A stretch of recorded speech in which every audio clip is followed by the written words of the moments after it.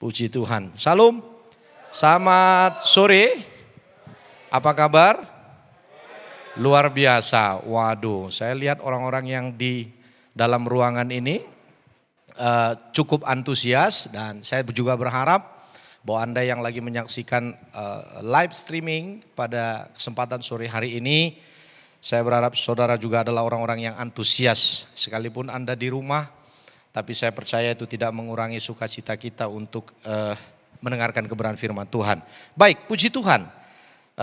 Adik-adik yang dikasihi oleh Tuhan, saya bersyukur ini kali pertama saya boleh ada di tempat ini. Lagi-lagi buat saya bukan asing kalian, karena saya juga berdarah Karo, walaupun 50% tapi sudah hampir 90% gitu ya. Haleluya.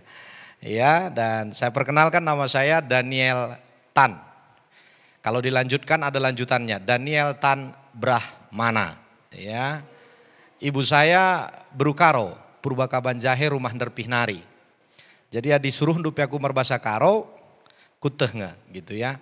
Bansikari beluhun ngaku bahasa Karo ngasa kam kan gitu ya. Ya kita ngerti lah generasi muda gitu ya. Kaye, video perkenalan 25 detik. Kok dikit kali deh. Iya dan jadi itu yang sedikit. Kami dari Loci itu Padang Bulan, saya lahir di Kaban Jahe. Dan saudara sekarang saya berdomisili di Lipo Karawaci Tangerang. Tahun 96 saya hijrah kemari lewat perjalanan jadi anak jalanan. Ternyata Tuhan buat saya berhasil di Jakarta dan puji Tuhan. Sekarang saya bisa menjadi seorang, bukan cuma sebagai seorang hamba Tuhan, tapi kita juga sebagai seorang pengusaha. Kita ada pabrik di Majalaya, bidangnya garment.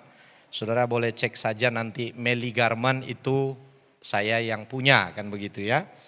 Dan puji Tuhan saudara, hari ini kita mengusung tema tentang bahwa sederhana itu adalah hal yang bahagia. Apakah saudara sepakat dengan tema ini? Amin. Bahwa sederhana itu bahagia. Atau ukuran sederhana buat saudara itu apa? Kebahagiaan yang menurut ukuran Anda itu kebahagiaan seperti apa gitu. Atau mungkin punya uang banyak, ya punya mobil mewah dan sebagainya. Saya kira enggak juga ya. Kebahagiaan itu adalah hal-hal yang ada di sekitar Anda, itu cukup bisa membuat Anda bahagia dan ukuran kebahagiaan itu adalah tergantung diri Anda untuk melihatnya. Saya kira itu ya. Nah kalau Anda ingin banyak lebih tahu tentang saya, karena agak menarik nih, Daniel Tan nih siapa sih begitu ya. Saya juga menulis buku Anak Sampah. Nah itu tentang autobiografi hidup saya saudara ya. Nah, saudara bisa dapatkan linknya nanti setelah ibadah. Cukup follow Instagram Daniel Tan Official. Nanti saya kirim linknya karena linknya itu ada di sana dan tidak bisa di copy katanya. Kalau di copy nggak bisa dibuka. Nah itu teknologi lah namanya juga ya. Tujuan saya memang lagi ngumpulin followers walaupun udah begitu banyak, udah begitu lama. Tapi udahlah. Karena waktu itu di Malaysia tahun 2005 2012 sudah dibuat filmnya Anak Sampah. Di Indonesia ini agak kurang tertarik kalau tentang film-film history, tentang pengalaman hidup. Tertariknya tuh kalau film hantu, nah itu lebih tertarik begitu loh. Jadi mereka bilang, para produser bilang, saya sudah keliling kemana-mana, mereka bilang, ya salah satunya untuk filmmu itu bisa segera terwujud adalah desakan dari orang-orang, followers gitu loh, yang memang mendorong kisahmu itu diangkat gitu ya. Dan ternyata ya udah saya sudah berjalan 2 tahun, ya kita lihat. Setidaknya apakah itu bisa terwujud? Ya mudah-mudahan terwujud. Tapi setidaknya buku yang saya tulis itu cukup familiar. Saya sudah 3 kali cetak saudara dan habis terus. Karena saya bagi-bagi rugi saya. 10.000 cetak 50 juta lebih. 10.000 kedua sudah 60 juta lebih. 10.000 ketiga 73 juta lebih. Waduh saya bilang kalau cetak terus repot nih kan itu ya saudara ya. Dan akhirnya tim saya bikin dalam bentuk link. Dan itu bisa dinikmati oleh siapapun saudara dan puji Tuhan dari link itu berkembang sampai tahun lalu bulan 11 saya diundang Kick Andy dalam acara Kick Andy sudah diundang. Juga kemudian Februarinya diundang dalam acara I'm Impossible oleh Mary Riana. Dan kemarin juga saya juga diwawancara oleh Mary Riana Show. Puji Tuhan lah biar itu semua bisa menjadi berkat. Anak Lauci jadi berkat, haleluya. Puji Tuhan. So by the way, katanya ada orang Siosar di sini. Oh iya kamu ya, iya. Nah puji Tuhan, saudara saya mendampingi waktu itu sebagai dan satgas relokasi pembangunan Syosar. Saya wadan satgasnya sudah di sana, maksudnya membantu dan satgas di sana, saudara. Dan puji Tuhan, hari ini Syosar menjadi salah satu destinasi wisata. Ya, dan puji Tuhan kita juga punya taman di sana, namanya tamannya M Isura. Haleluya. Ini streaming nih, promosi. Haleluya. Jadi adi mulih kam kukuta, adi kutanah karo kam kukaban jahe ulah karena lupa kusyosar. Ya ngomriah ja. Ngontrem jelma. Ya ngulane bagi si gelgel bagelah dalan nape ngomjilai. Mampir kena ku taman emisura nakai. Mau bagai? Memang langalit hotel, langalit kotit nah tapi lagi running berjalan gitu ya. Tapi di taman na banci ku jamin, haleluya. Kalau madu epi lewat lah, haleluya. Baik puji Tuhan saudara. Ya tadi cuma dikasih beberapa detik untuk perkenalan, saya sudah ambil beberapa menit jadinya ya. Nah baik kita akan lihat ayat yang diberikan kepada saya. Yaitu adalah Amsal 30 ayat 7 sampai dengan ayat yang ke-9. Ulangi Amsal 30 ayat 7 sampai dengan ayat yang ke-9. Amsal 30 ini ditulis oleh Agur bin Yakin, seorang tokoh pada zaman itu, sastrawan dan penulis. Jadi kalau saudara tahu bahwa kitab Amsal itu tidak sepenuhnya ditulis oleh Salomo, tapi ada beberapa juga ditulis oleh para tokoh yang lainnya. Nah waktu saya selidiki bahwa Amsal 30 ini ditulis oleh Agur bin Yakin. Apa maksud namanya, arti namanya Agur bin Yakin saya juga nggak tahu saudara. Tapi menarik kalimatnya, dia bilang begini, 2 hal yang aku mohon kepadamu ya Tuhan. Janganlah itu kau tolak sebelum aku mati. Yakni apa itu? Jauhkanlah daripadaku kecurangan dan kebodohan. Jangan berikan kepadaku kemiskinan atau kekayaan. Tetapi biarkanlah aku menikmati makanan yang menjadi bagianku. Ayat 9 dikatakan. Supaya kalau aku kenyang aku tidak menyangkalmu. Dan berkata siapakah Tuhan itu?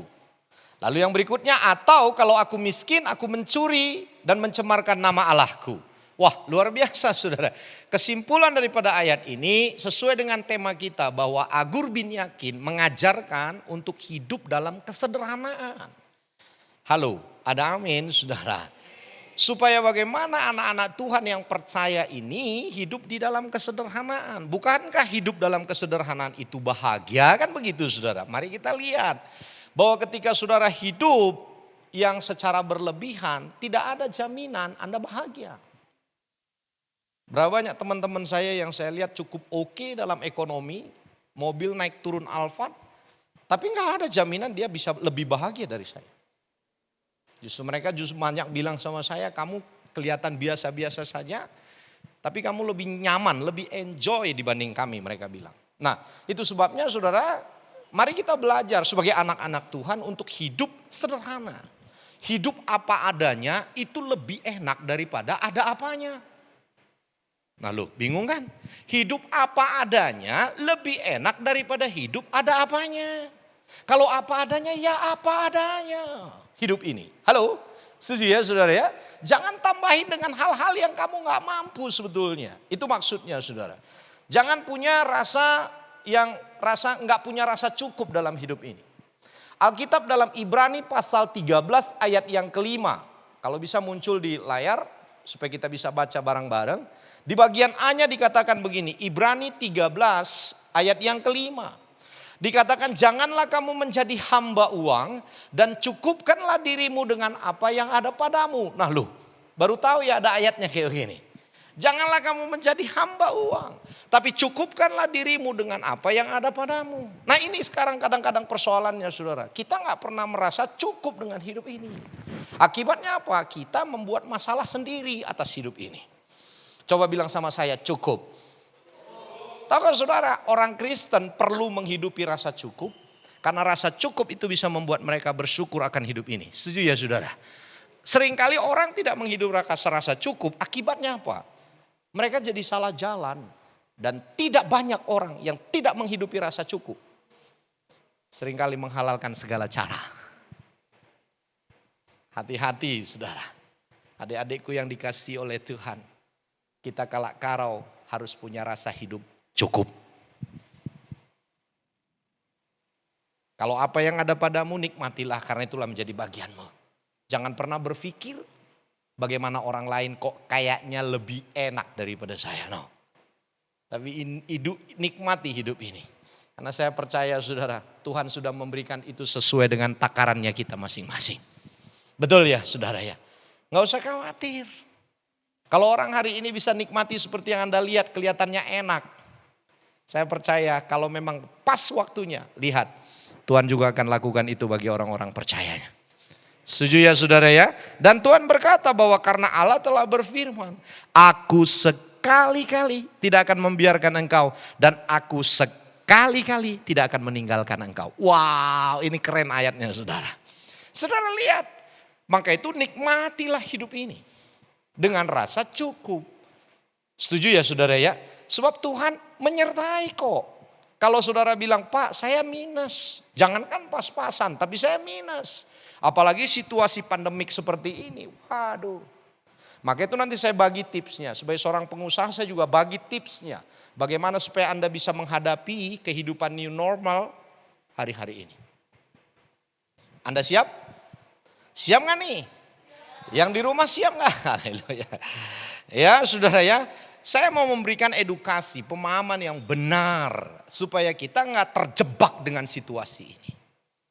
Kalau memang ada hal-hal tadi seperti Brother Tarigan tadi yang beliau alami, dia alami. Saya tahu itu tidak mudah, tapi sekali lagi karena Tuhan punya hak prerogatif.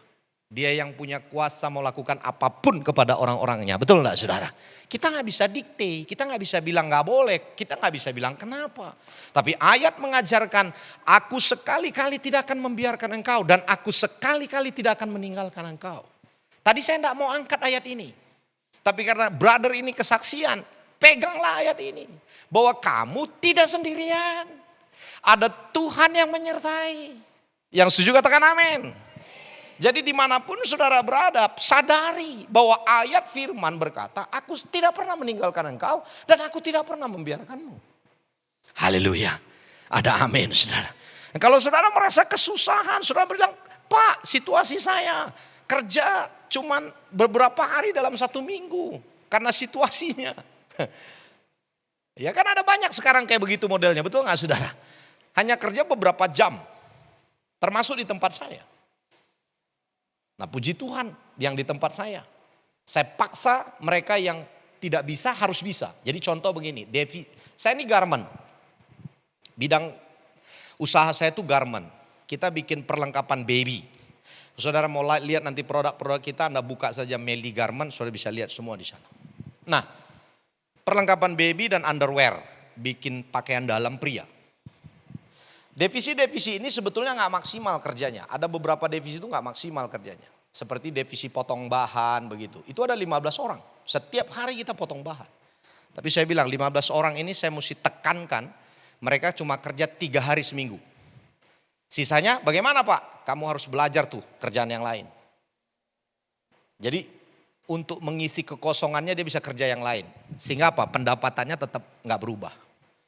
Ya, nanti ada di materi saya itu. Kita lihat ya. Nah, sekarang saya mau bagi dulu bagaimana kita menyikapi untuk supaya hidup di dalam kesederhanaan dan menanggapi kondisi saat ini gitu loh.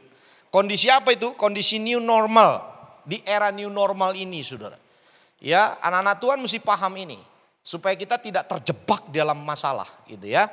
Yang pertama sadar untuk hidup sehat. Nah itu penting. Setuju ya saudara ya? Setuju? Amin.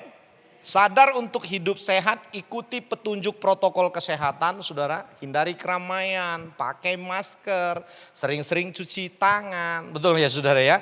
Nah itu kan mendidik kita. Betul?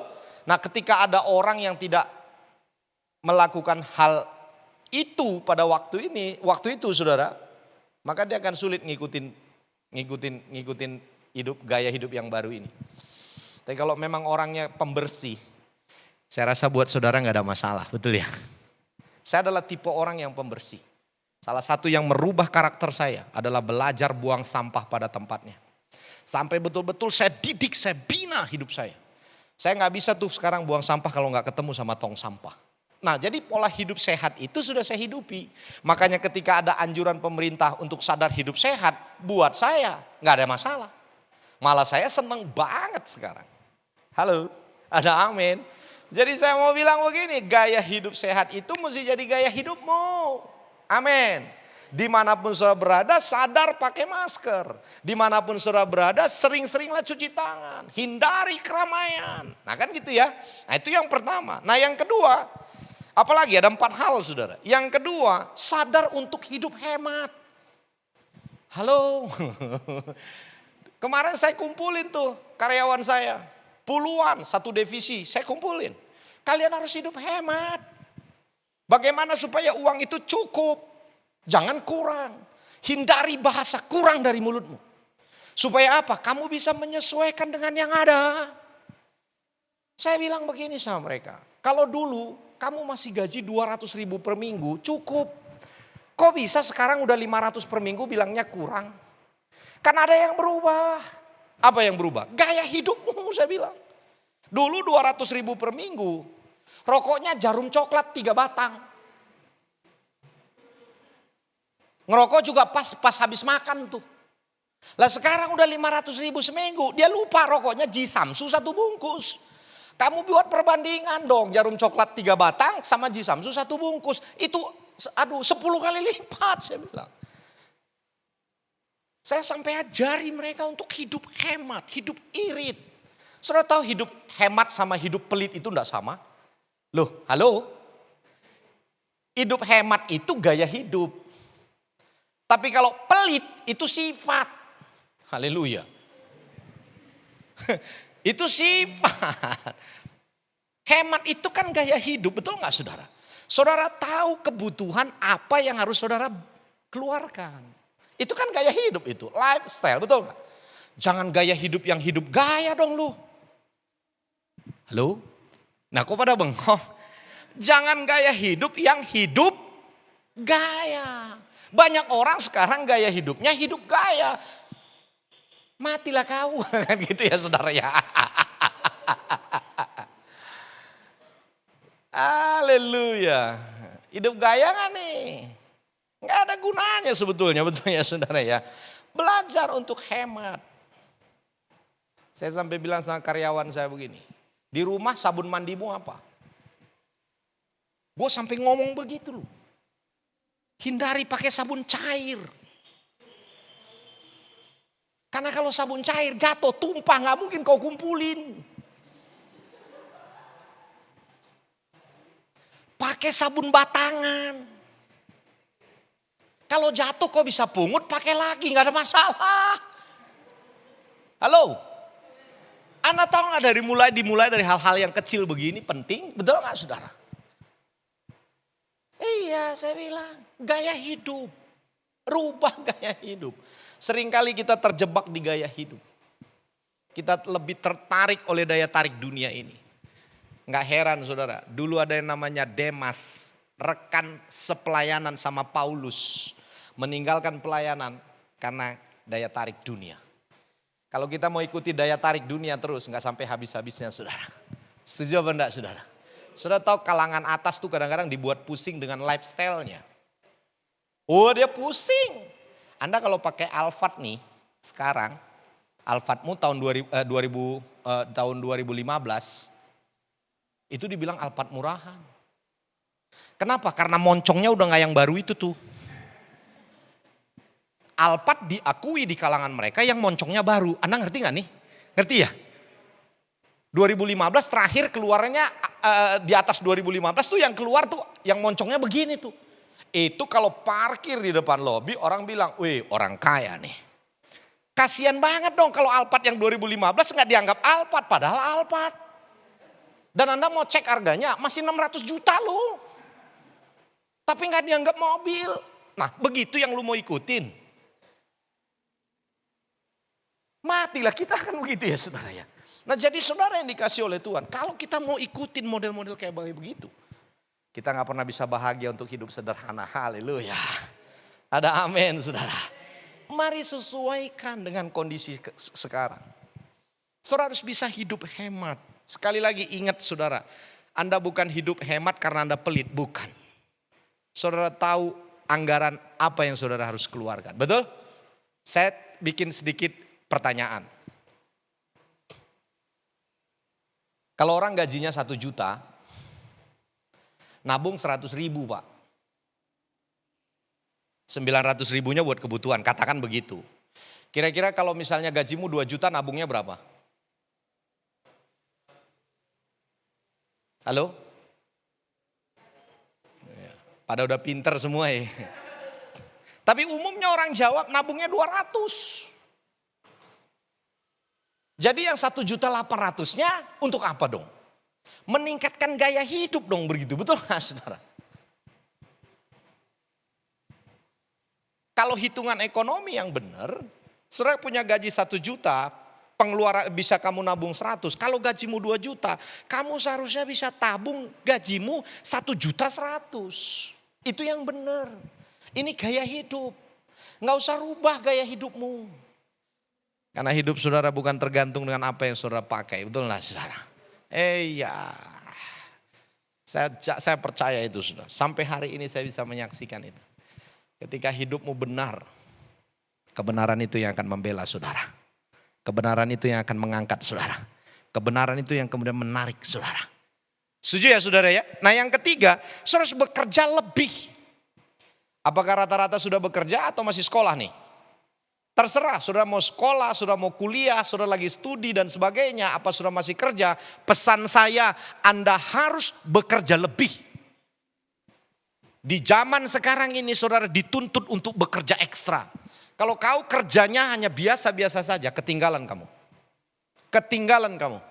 Anda lihat ya, kalau kamu di standar saja, di biasa-biasa saja, ini orang rame nih di sini. Betul nggak? Orang rame nih. Kalau orang rame, mau cari kamu susah. Bagaimana mau cari kamu? Susah. Kenapa? Karena kamu hanya ikuti standar. Tapi kalau kamu bekerja lebih, kamu extra time, extra mile, maksudnya extra waktu yang lebih sudah bisa bagikan untuk pekerjaan. Lihat, kamu keluar dari kerumunan ini. Begitu kamu keluar dari kerumunan ini, kamu berbeda dari yang lain. Dan perusahaan pun gak susah-susah untuk cari kamu. Bisa nangkep gak maksud saya, saudara?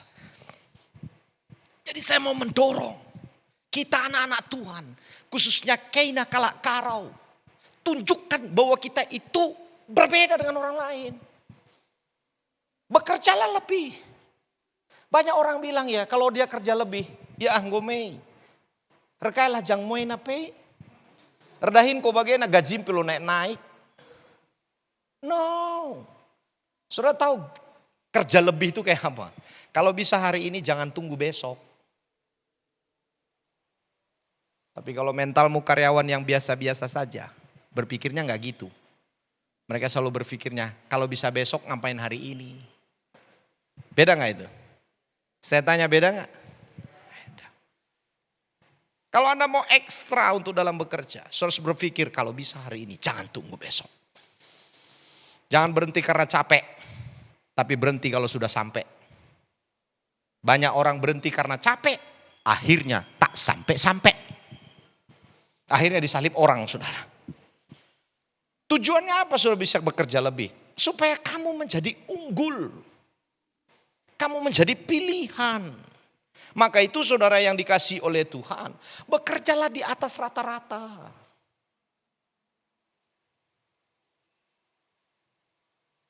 Ini yang terus saya dorong para pekerja saya, karyawan-karyawan saya. Tidak bisa. Satu kali kita studi banding. Pabrik teman saya di Solo bikin triplek. Dia punya karyawan sekitar 2.500 orang. Lalu kita pergi ke China. Pabrik triplek yang sama, kapasitasnya lebih gede, hasilnya lebih besar, karyawannya cuma 800 orang. Saya real nih bicara nih, supaya kita terbuka nih matanya nih saudara. Makanya pandemi COVID-19 itu sebetulnya baik kalau kita mau bilang. Ini dengan tidak sengaja secara langsung mendidik kita anak-anak Tuhan. Saudara enggak bisa standar-standar saja hidup ini. Saudara mesti lebih, melangkah lebih, kerja lebih saudara. Dan apa yang terjadi? Waktu kita cek di Indonesia lagi muat barang dari gudang ke kontainer nih 6 orang. Supir kontainernya, kenek kontainernya, supir apa itu namanya, hidroliknya yang angkat barang itu apa sih namanya, hidrolik ya. Supir hidroliknya, terus pakai helper lagi, pakai kenek lagi, udah 4. Terus satu lagi yang nungguin jalan. Tahu nungguin jalan, yang megangin pintu nggak jelas lah pokoknya. Satu lagi yang ngarahin barang, mana yang mau diambil. Ini teman saya cerita, 6 orang. Di Cina 1 orang. 1 orang. Terus mau tahu 1 orangnya siapa? Perempuan lagi. Makanya kita ternganga-nganga. Bahkan kalau rusak alat beratnya dia sendiri yang kerjain. Rusak truknya, kontainernya dia sendiri yang perbaikin. Jadi kalau kita mau lawan orang-orang kayak begini, gak ada pilihan, saudara mesti belajar ekstra. Ingat baik-baik adikku, sainganmu di luar sana banyak sekali. Apalagi sekarang ada 5,5 juta yang menganggur akibat pandemi COVID-19 ini. Jadi kalau kamu masih ada di atas rata-rata, kamu masih ada di kerumunan yang sama. Kalau kamu ada di kerumunan yang sama, sainganmu ada 5,5 juta lagi tambahannya. Oleh karena itu saudara mesti kerja lebih. Kerja lebih, kerja lebih. Yang setuju katakan amin. Dan yang keempat saudara terus belajar. Tujuannya apa? Supaya kamu mengupdate dirimu. Supaya mengupgrade dirimu. Mengupdate dan mengupgrade diri. Betul? Jangan pernah puas dengan diri ini. Saudara terus belajar. Karena situasi ini memaksa Anda untuk belajar. Pandai-pandailah untuk melihat peluang yang ada di sekitarmu. Kamu bisa lihat saya begini. Kita sudah punya, sebetulnya kalau mau dipikir settle, ya settle cukup oke dengan garment yang saya buat. Karena saya bikin perlengkapan bayi yang levelnya itu menengah ke bawah, segmentasinya itu menengah ke bawah. Nah, puji Tuhan di Indonesia kita masih masih boleh untuk bisa kirim ke Ambon, ke Nabire, ke Kupang, kemana-mana begitu. Dan puji Tuhan 27 provinsi, beberapa provinsi lah kita masih kuasai pasarnya. Nah puji Tuhan, nah bisa begitu. Tapi itu pun saya bisa melihat peluang. Saya punya putri, anak, namanya Melisa. Usianya 17 tahun. Saya cari sekarang bikin makanan. Kamu harus punya aplikasi yang namanya jual makanan. Saya push, saya dorong. Baru berjalan mau setahun nih. Puji Tuhan. Dia buat aplikasi namanya Warung Uduk Maruk. Nah sekarang sudah bisa berjalan. Karena saya mau push. Saya memang mau support, saya mau dukung. Saya bela-belain, belanja, beli bahan baku dan sebagainya. Enggak apa-apa. Kenapa? Karena saya tahu itu peluang yang baik. Betul apa enggak saudara? Nah ini contoh, bukan berarti Anda harus bikin nasi uduk, bikin kopi, ya dan bikin lain-lain. Begitu silakan aja. Anda yang penting lihat apa yang menjadi peluang yang ada di sekitar Anda. Belajarlah berwirausaha. Nah itu yang saya maksud. Haleluya, ada amin? Jadi mau bahagia hidup ini? Mau ya saudara ya? Kalau Anda mau bahagia hidup ini, bangunlah yang sederhana. Bangun yang biasa-biasa. Karena yang biasa-biasa itu yang indah saudara. Ada banyak orang yang ingin kaya, tapi tak kaya-kaya. Tapi berbeda kalau ada Tuhan dalam diri saudara. Saudara bukan cuma ingin kaya, tapi Tuhan jadikan Anda kaya. Mau tahu ayatnya? Kejadian 26. Saya bisa buktikan loh. Menjadi kaya dan ingin kaya. Kejadian 26 ayat 12 bisa muncul? Bisa muncul di layar nggak ya? Nggak bisa. Kalau nggak bisa coba satu orang bisa baca. Kamu bisa baca deh. 12 sampai 13 yang menjadi kaya, sangat kaya, kian lama kian kaya. Iya coba dulu.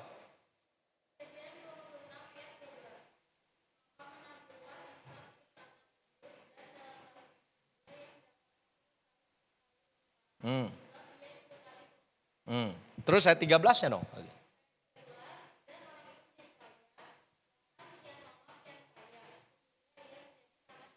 Nah Anda lihat nggak tuh ayatnya saudara? Jadi Tuhan menjadikan dia kaya. Kalau Anda telusuri cerita itu seru. Bayangkan dia tinggal di negeri Filistin yang lagi ngalami kekeringan. Tapi karena berkat Tuhan dia ada di sana, saudara, dia menabur, dia bercocok tanam, dia beternak. Apa yang terjadi? Ayat 13 Alkitab bilang dia jadi kaya. Bukan cuma jadi kaya, kian lama kian kaya. Dan bukan cuma kian lama kian kaya, menjadi sangat apa? Kaya. Anda tahu sangat kaya, orang kaya bilang dia kaya, itu sangat kaya itu. Betul gak saudara? Loh iya dong, namanya juga sangat kaya, berarti orang kaya bilang dia kaya, itu sangat kaya. Anda bisa lihat gak itu karena berkat Tuhan dia jadi kaya? Betul? Haleluya, amin saudara. Nah coba bukankah Amsal 10 ayat 22 bilang apa? Amsal 10 ayat 22, berkat Tuhanlah yang menjadikan kita kaya. Susah payah tidak menambahinya. Jadi kalau saudara mau menjadi kaya, harapkan berkat Tuhan. Yang setuju katakan amin. Nah coba kita lihat bandingannya. 1 Timotius 6 ayat 9. Lagi-lagi kamu baca coba. Sekali ini cowok deh biar keras suaranya. 1 Timotius ayat yang 1 Timotius 6 ayat yang ke-9. 1 Timotius 6 ayat yang ke-9. Ada cowok yang sudah dapat baju merah, silakan Dek. Iya. Ah. Iya. Iya. Iya. Ada nggak kalimatnya? Tetapi mereka yang ingin kaya, betul nggak saudara? Ingin kaya. Sekarang coba kamu tanya sebelah kamu. Kamu mau jadi kaya atau ingin kaya? Coba tanya gitu, haleluya. Orang yang ingin kaya Alkitab bilang akan jatuh ke berbagai-bagai jerat. Yang akan menjerat dia dalam apa? Perbuatan-perbuatan kejahatan. Masalahnya apa? Ingin. Nah itulah sebabnya saudara yang dikasih oleh Tuhan. Biarlah berkat Tuhan yang menjadikan engkau kaya. Kalau kita memang pengen jadi kaya, ya gak masalah. Harus begitu memang untuk memotivasi. Tapi jangan langgar norma-normanya. Jangan langgar rambu-rambunya. Ikuti prosesnya. Halo, betul gak saudara? Iya. Saya bisa menjadi seperti sekarang ini bukan tanpa proses. Makanya teman saya bilang, kalau gue lihat lu sekarang, gue demen kayak lu. Tapi kalau dengar cerita lu, lihat prosesnya, baca bukumu. Enggak deh, kau aja katanya. Babak belur. Makanya salah satu buku yang bagus itu, saudara nanti baca Anak Sampah. Itu salah satu kiat sukses saya tulis di situ. Prinsip-prinsipnya saya tulis di situ. Kalau saudara mau ikuti, saudara kemungkinan besar Anda bisa jadi pengusaha-pengusaha sukses. Saya berdoa untuk itu saudara. Ya, nah jadi mari belajarlah untuk hidup dalam kesederhanaannya. Saya tidak cukup banyak waktu lagi untuk menjelaskan ini. Ingat 4 hal tadi saya pesankan. Bahwa sadarlah untuk hidup sehat dalam situasi sekarang ini. Dan yang kedua sadarlah untuk hidup hemat saudara. Dan yang ketiga bekerjalah lebih baik, lebih ekstra lagi. Harus saudara bekerja di atas rata-rata. Jangan rata-rata, karena rata-rata ada banyak orang di sana saudara. Ya nanti susah untuk cari Anda. Tapi kalau Anda bekerja di atas rata-rata, perusahaan-perusahaan pasti cari Anda. Ya, nggak usah khawatir mau kerja kontrak kek, mau kerjanya 1, 2, 3 hari kayak dalam 1 minggu, nggak usah khawatir. Berikan hal yang lebih. Kalau Tuhan, kalau memang orang tidak menilai cara kerjamu, ketika kamu kerja sungguh-sungguh, percayalah saudara ada Tuhan yang menilai Anda. Betul nggak saudara? Dari dulu waktu saya merantau dari Medan ke Pekanbaru ke Jakarta, setiap kali saya kerja, bos atau majikan saya adalah orang yang paling bahagia saya buat. Maka itu dia sangat kehilangan saya ketika saya keluar dari perusahaan. Saya pernah bekerja sama perusahaan orang Korea.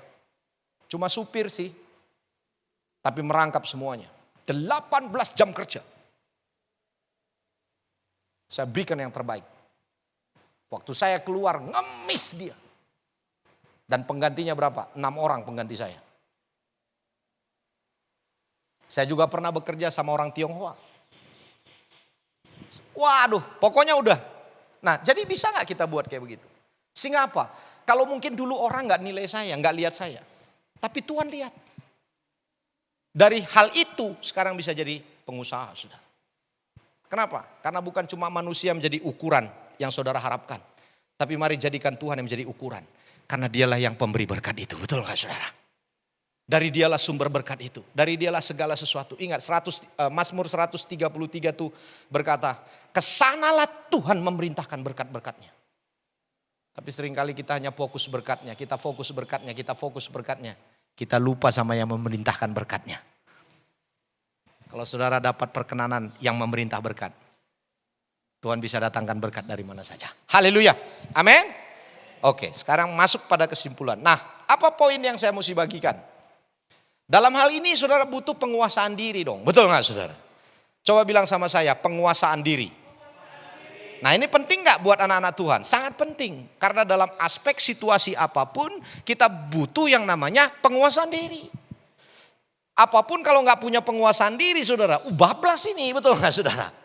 Ya setuju ya saudara ya. Nah Alkitab juga menulis itu di dalam 1 Petrus 4 ayat 7 berkata, kuasailah dirimu. Jadilah tenang supaya kamu dapat berdoa, kata firman Tuhan. Berapa banyak orang hari-hari ini sulit menguasai diri. Yang dominan apa? Hawa nafsu. Yang cenderung apa? Emosi. Yang dominan apa? Enggak punya penguasaan diri. Akibatnya apa saudara? Demas. Hanyut dengan daya tarik dunia. Meninggalkan pelayanan. Meninggalkan Paulus karena daya tarik dunia. Anda bisa baca nanti di 2 Timotius 4 ayat 10. Musa enggak punya penguasaan diri. Tuhan bilang katakan kepada batu itu. Dia marah, dia pukul, dia bukan katakan. Pernah dengar cerita itu saudara? Betul ya saudara ya. Waktu bangsa itu lagi kehausan, lagi kelaparan, teriak-teriak. Musa kan manusia. Digituin sama rakyat, dia juga bisa bilang, bukan cuma lu aja yang kelaparan kehausan. Kan ada tuh ayatnya. Kalau nanti saudara mau baca dalam Bilangan pasal 20 tuh. Bukankah aku bersama-sama dengan engkau, kata Musa. Tapi setelah dia ngomel, dia gerutu, dia balik badan berdoa sama Tuhan. Waktu berdoa sama Tuhan, Tuhan bilang, oke sekarang kamu maju, kamu lihat batu itu, pukulkan. Katakan kepada batu itu, maka batu itu akan mengeluarkan air. Tapi karena dia gak punya penguasaan diri, dia masih kesal sama rakyat.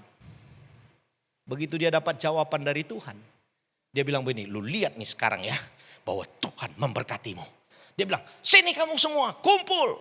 Kamu lihat hari ini Tuhan akan memberikan minum bagi kita, makan bagi kita. Karena lagi marah-marah, tadi yang disuruh katakan dia pukul. Waktu dia pukul gak keluar air loh. Seharusnya sadar dong, betul gak saudara? Bukan dipukul, dikatakan. Enggak loh, dia pukul lagi. Keluar gak airnya? Keluar sih. Tapi dia sudah tidak punya penguasaan diri terhadap marah-marahnya. Dan hari itu Tuhan bilang, karena itu kamu tidak masuk negeri Kanaan. Saudara lihat, fatal akibatnya. Karena tidak punya rasa penguasaan diri. Lalu yang berikutnya lagi, Daud. Tidak punya rasa penguasaan diri saudara. Saudara tahu nggak, waktu itu adalah waktunya perang para raja. Tapi kali itu Daud enggak ikut perang. Karena dia pikir, ya Filistin lagi. Buat gua Filistin sudah kacang-kacang. Kaleng-kaleng, ngerti gak nih saudara? Ini musuh yang selalu kalah sama dia. Kali ini gua gak ikut perang. Dia utus Ahab. Ajudannya pokoknya panglima-panglima dia saja yang perang. Santai dong dia di istana ya enggak? Waktu sore hari lagi dia istirahat. Dia jalan di sotoh benteng kerajaan. Tiba-tiba dia lihat Batsheba mandi. Pernah dengar gak cerita itu? Jangan belakang gak tahu saudara, betul gak saudara?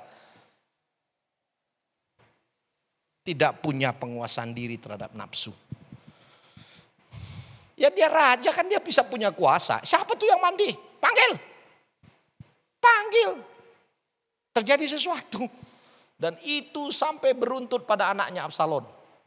Anda lihat saudara, fatal akibatnya. Halo, ada amin.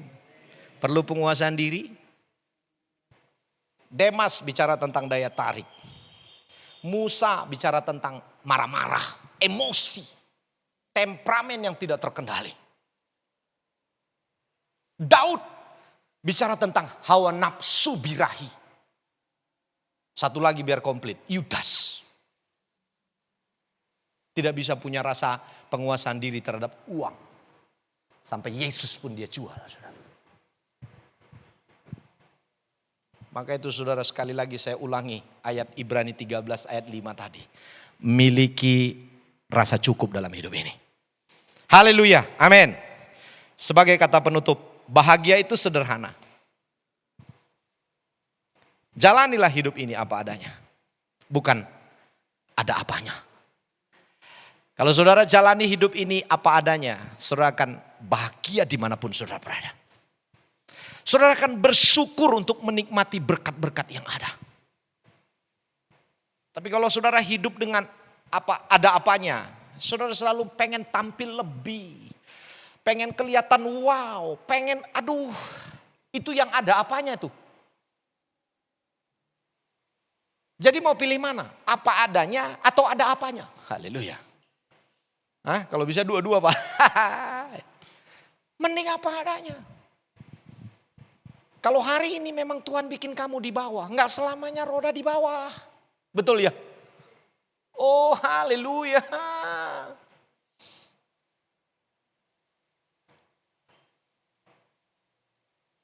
Halo, ada amin saudara. 2002 saya masih profesi supir, bawa orang Korea. Salah satu tugas pokok saya ngantar anaknya sekolah di SPH Pelita Harapan. 2002. Dan saya biasa tunggu di parkiran. Begitu tahu jamnya mau pulang anak sekolah, saya akan lihat mana anak majikan saya. Ketika saya lihat dari jauh, saya akan lari, saya akan ambil berkas-berkasnya. Saya pastikan anak majikan saya nyaman. Saudara tahu 17 tahun kemudian, saya ngantar ke sekolah yang sama. Tapi bukan lagi anak majikan, tapi anak saya. Kalau Tuhan mau rubah, semua juga bisa rubah. Tidak ada yang mustahil. Tidak ada yang mustahil. Halo, ada amin saudara. Tahun 92 saya tamat SD. Dan saya bangga dong, karena waktu itu kan usia masih 12-13 tahun. Bisa lulus SD, senang. Tapi waktu mau lanjut SD, mau lanjut ke SMP, nenek biring saya nggak punya duit. Ngomei nakku, adik ngukam tanum baca nulis, ngomei ngadikan sekolah enak, merdahin ngatendu. Kamu ngurdahin. Saya sendiri ngurdahin aku. Waktu itu saya sudah kerja, usia 13 tahun saya sudah pekerja keras. Bantu nenek saya ngemau di ladang orang. Walaupun cuma dibayar 2.000 per hari waktu itu. Saya kerjakan dengan sungguh-sungguh. Dewasa 4.000 per hari. Saya 2.000 karena dianggap masih anak-anak. Padahal nggak adil itu. Alat medianya kan sama. Cangkolnya kan bukan buatan untuk 12 tahun. Cangkol yang sama. Lahannya yang sama. Jam kerjanya juga sama. Jam istirahatnya juga sama. Tapi ku kerjakan sungguh-sungguh. Tujuan saya apa? Kumpulin duit bisa lanjutin sekolah SMP. Tapi nggak bisa. Akhirnya saya cuma bisa nelen ludah. Lihat teman-teman saya sekolah SMP. Long time ago. Lama berlalu. 2016. Saya diwisuda. Masih lama itu kalau 10 menit lagi. Haleluya. Saya diwisuda. Lulus STH dengan predikat sangat memuaskan. Kok bisa Pak? Saya ikuti prosesnya. Ini bukan tembak-tembak punya, bukan saudara. 2010 saya sudah terlibat dalam pelayanan. Saya sekolah penginjilan untuk ambil evangelism. Kalau evangelis kan gak butuh ijazah pengantar, betul ya? Siapa aja boleh kok, yang penting mau jadi penginjil. Saya ikuti 4 tahun berturut-turut sampai 2015. Lalu di 2015... sekolah tempat saya sekolah penginjilan itu bikin STT. Semua kami direkomendasi untuk bisa masuk STT. Ya masuklah aku. Waktu aku masuk semester 1, semester 2. Jadi 2015, 2019 kemarin saya diwisuda. Sorry. 2019 bulan Juni kemarin saya diwisuda STH. 2016 saya masuk Udah semester 1, semester 2, semester 3, ketua Puketnya tanya, "Pak, Bapak belum nyerahin dokumen loh." "Apa dokumennya?" Ini. Salah satunya dia sebut ijazah terakhir SMA. Nah loh, saya bilang, "Saya tak punya." "Loh, kok bisa Bapak nggak punya?" "Aku cuma tamat SD kawan." "Ya gimana ya Pak?" Akhirnya apa saudara? Karena itu masih di 2016, saya ikut paket B. Paket B. Persamaan. Ya waktu SMP oke lah, saya masih ikut pertemuan, kan 12 kali pertemuan itu, belajar, ujian dan sebagainya. Ya oke lah, walaupun beberapa kali bolong-bolong gitu ya saudara ya. Saya bayar orang pakai joki begitu istilah, ya kan mesti jujur. Nah waktu masuk paket C, hampir 100% pakai joki saudara, haleluya. Karena di muka saya sudah dibayang-bayangin nanti kalau pelajaran-pelajarannya susah mau bagaimana. Sementara di satu sisi sore gua kuliah STT. Nah tapi kalau STT nggak pakai joki saudara, haleluya. Saya ikutin 2016 sampai 2019. Ya, jadi ikutin prosesnya. Nah, apa yang terjadi? Selesai. Jadi selesai paket B saya, selesai paket C saya, 2019 saya diwisuda. Jadi nggak ada yang dibohong-bohongin saudara. Kok bisa Bapak tamat SD tapi STH? Ya itu saya ceritain. Saya ikut paket persamaannya gitu ya. Nah jadi saudara Anda lihat nggak bahwa kalau dulu tahun 92 ketika tamat SD, nangis aku. Nggak bisa sekolah lagi. Ku bilang mau jadi apa aku besok ini. Mau kerja jadi karyawan aja harus minimal tamat SMA. Betul nggak saudara? Mau jadi cleaning service aja mesti tamat SMA. Terus aku cuma SD. Mau jadi apa? Nangis saya sejadi-jadinya. Dan beberapa lama saat itu saya menjadi orang yang minder. Bahkan sampai mau putus asa. Mau jadi apa aku besok? Harapannya bisa SMA mau jadi karyawan. Tapi Tuhan baik. Dulu pengen jadi karyawan, sekarang punya karyawan. Enggak ada yang mustahil Pak. Maka itu jadikanlah berkat Tuhan yang menjadikan engkau kaya. Bukan keinginan, bukan hawa nafsu. Betul ya saudara ya. Nah jadi buat saya jalani apa adanya. Proses untuk mencapai itu. Saya gak bisa ceritakan semua. Menderita babak belur, mungkin tertolak. Diusir orang, dianiaya bahkan. Nanti saudara kalau baca di situ saudara, hampir semua yang baca itu rata-rata dia bilang gila, gue bolak-balik baca, bolak-balik nangis, dia bilang gila lu katanya begitu saudara. Ya nikmati saya bilang. Jadi hidup ini apa? Apa adanya, amin. Bukan ada apanya. Karena ketika Anda ada apanya, hidup dalam ada apanya, kamu hanya menyiksa diri. Jangan cari penilaian manusia. Tapi carilah perkenanan Tuhan bos. Yang setuju katakan amin. Lalu bahagia itu sederhana. Yang kedua apa? Selalu bersyukur dalam hidup ini. Bisa gak saudara belajar mengucap syukur dalam segala hal? Itu Alkitab bilang. Betul ya? Apa yang ada saudara mengucap syukur. Anda tahu pada waktu Anda mengucap syukur. Berarti Anda akui itu adalah berkat Tuhan. Kok saudara bisa mengakui itu adalah berkat Tuhan? Yang punya berkat juga senang. Makanya dia bilang kesanalah aku memerintahkan berkat-berkatku. Saudara bisa gak mengucap syukur dalam segala hal? Atau kita kebanyakan gerutu, kita kebanyakan ngomel, kita kebanyakannya apa nih? Sungut-sungut. No, mengucap syukurlah. Kalau belum bisa ganti handphone, mengucap syukur, haleluya. Apa maksudnya nih handphone? Nah, ya kalau mungkin belum bisa tercapai sesuai dengan yang Anda harapkan. Saudara tetap mengucap syukur dalam hidup ini. Saudara, mengucap syukur itu besar kuasanya. Itu adalah atmosfer ilahi atau benih. Perhatikan baik. Untuk menjadikan mujizat dalam hidup saudara. Kenapa? Karena Anda bisa terima keadaan itu.